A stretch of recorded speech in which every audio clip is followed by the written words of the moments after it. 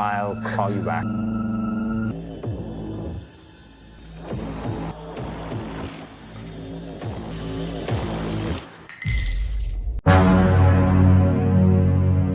Welcome back para kontolero yang budiman. Coba kalian bayangkan seorang dokter di kompleks kalian yang kerjanya nyulik orang. Kemudian orang-orang tersebut disekap dan dijadikan kelinci percobaan dalam penelitiannya. Nah, ini dia cerita dokter psycho yang akan bikin kalian geleng-geleng kepala di akhir video. Let's do it. A few moments later. Pagi itu sebuah mobil biru yang tengah melaju di padang rumput tanpa satupun bangunan di sana. Gokil. Terdengar pula suara panduan dari Google Map bahwa wanita bernama Lara Toket ini telah sampai pada tujuannya. Tapi tujuan macam apa ini? Masa tanpa bangunan dan tiada siapapun di sana? Yang ada malah otak penonton dibikin berwisata ke Gunung Bromo nih bos. Nah, si Lara ini kemudian coba menghubungi orang yang telah membayarnya untuk bertemu sesuai lokasi yang dikirim. Namun, the number you are calling is non-active dan tiba-tiba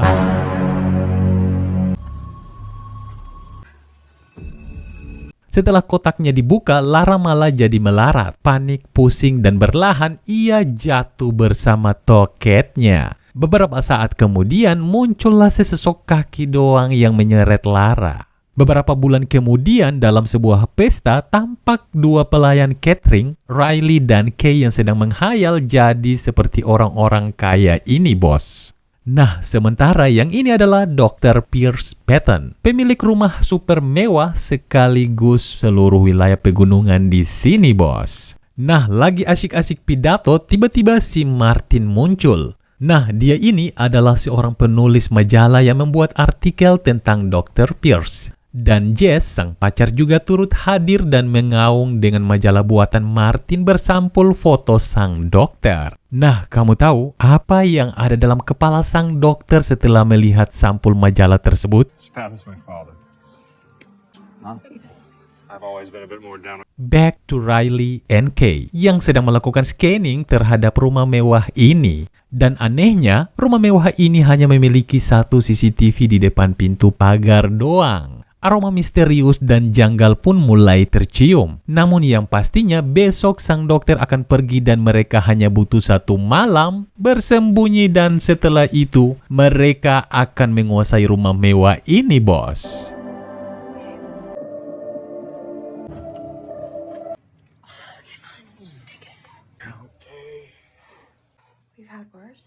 Setelah semalam bersembunyi, kini tibalah saatnya mereka menyaksikan kepergian sang dokter dan pacarnya. Kini rumah mewah ini jadi tempat berpesta dua gelandangan ini.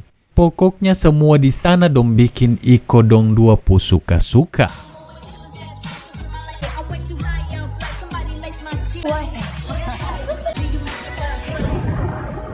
Nah, besoknya berbekal kunci otomatis rumah ini, Riley kemudian pergi. Katanya dia akan berburu. Sementara si Kay tinggal sendirian. Putar musik sambil baring. Pas hampir ketiduran, tiba-tiba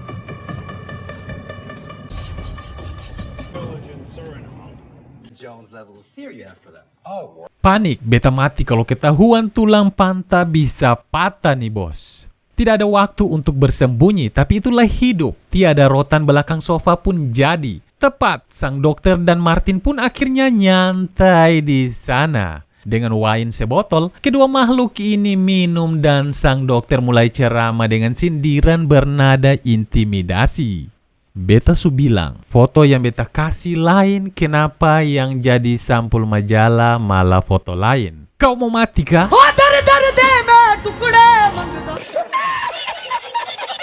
Tiba-tiba Martin mulai puyeng, keringat dingin tak berdaya dan ternyata inilah rahasia kecil sang dokter kurang cerot ini.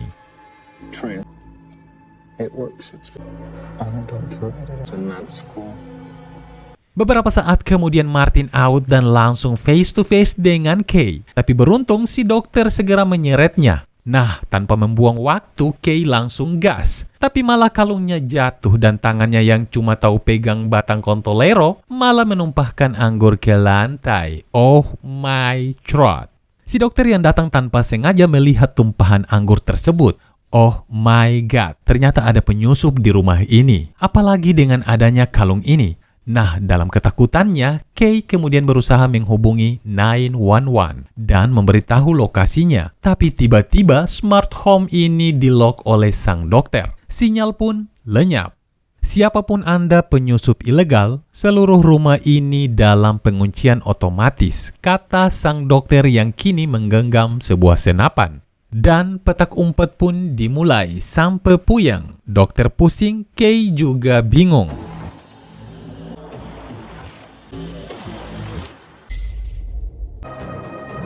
Semua pintu terkunci. Saking frustasinya, Kay berulang kali membenturkan kursi ke dinding, berharap segera pecah. Dan tiba-tiba, dong dua bakulia. Makin runyam. Beruntung, Kay dapat melewati lubang angin dan naik ke atap rumah. Tapi masalahnya kini ia harus mengumpulkan nyali untuk lompat ke kolam renang. Tapi daripada menua di sana, akhirnya dia loncat juga. Nah, sang dokter yang datang pun terkecoh dan pergi. Kay yang mengetahui hal itu berusaha segera keluar dari kolam renang dan tiba-tiba...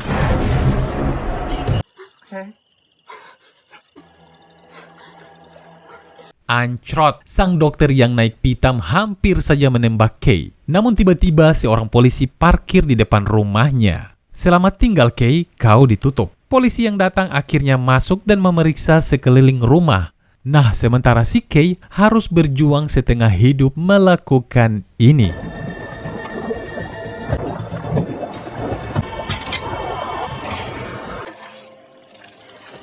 Setelah itu, Kay berusaha bataria polisi sampai mau cilaka. Namun terlambat. Sang polisi yang tak menemukan kejanggalan akhirnya back to home. Setelah itu, Kay bersembunyi hingga menuruni Rubana. Dan tepatnya di laboratorium, Kay menemukan ini.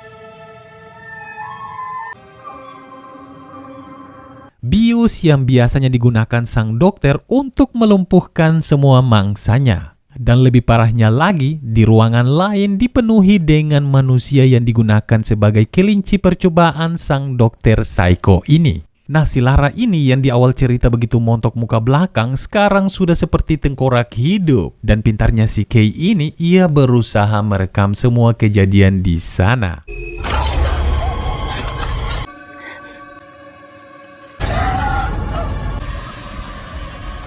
Singkat cerita, Kay kemudian berhasil keluar dan berpapasan langsung dengan Jesse yang datang. Ia berusaha meyakinkan Jesse bahwa Dr. Pierce adalah orang jahat. Namun dengan pistol, Jesse terus menodongnya dan membawanya kembali berhadapan langsung dengan sang dokter psycho.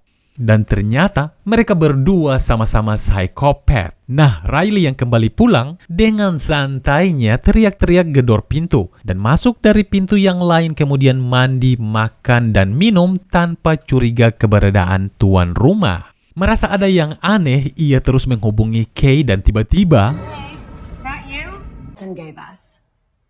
Oh my god, beruntung ia cepat menghilang ke tempat yang tepat sehingga ia bisa menikmati suara gaib dari kedua pasangan yang sedang berkembang biak dalam kamar mandi ini, bos. Oh my god. Nah, Riley yang mengetahui kepergian sang dokter kemudian secara silent mengambil pistol yang membuatnya dan Jess sama-sama shock. Di mana Kay? Bawa beta ke sana atau kau hilang? Dan dalam perjalanan tiba-tiba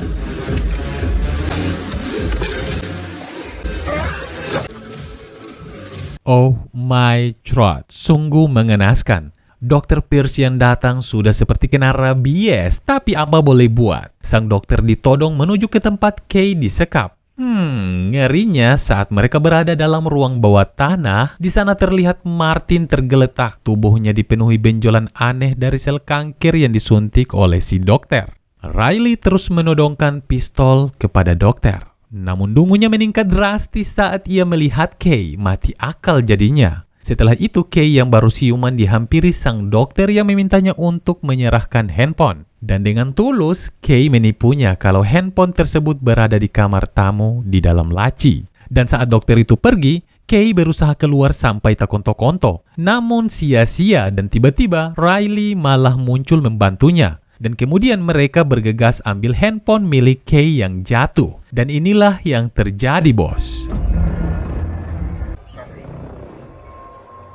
Oh, rupanya Riley telah terpengaruh dengan rayuan duit sang dokter. Katanya, ia sudah lama hidup kismin. Kalau bukan jalan seperti ini, kapan lagi ia bisa hidup mewah? Oh my God, betul juga. Sang dokter yang datang pun malah memperkeruh keadaan dan tiba-tiba...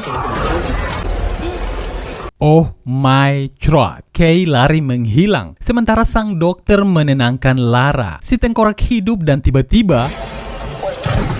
Salah sendiri mau percaya sama orang kaya yang jarang sholat. Nah, setelah itu, Kay yang terjebak benar-benar tak bisa melarikan diri lagi. Akhirnya, suka nggak suka, ia harus menyerahkan diri secara ikhlas.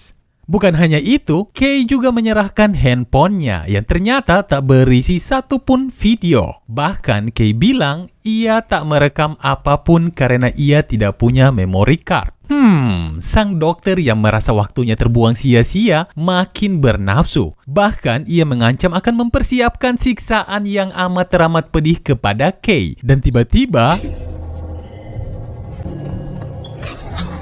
Oh my God, sang dokter malah jadi oleng dan lobet. Kini Kay berbalik mendadak jadi jagoan dan dari situlah sang dokter ini mulai sadar bahwa ia menjadi korban biusnya sendiri. Panik, takut, gelisah, diskon, namun semuanya terlambat sudah terlambat dan...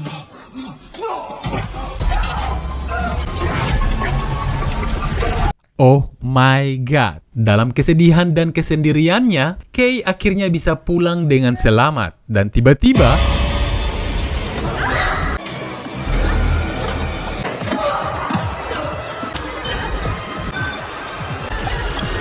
Nah, pelajaran apa yang bisa kita ambil dari kisah ini? Tulis di kolom komentar. Dan cerita pun selesai. Terima kasih untuk yang sudah nonton. Sampai ketemu di video-video berikutnya. Bye-bye.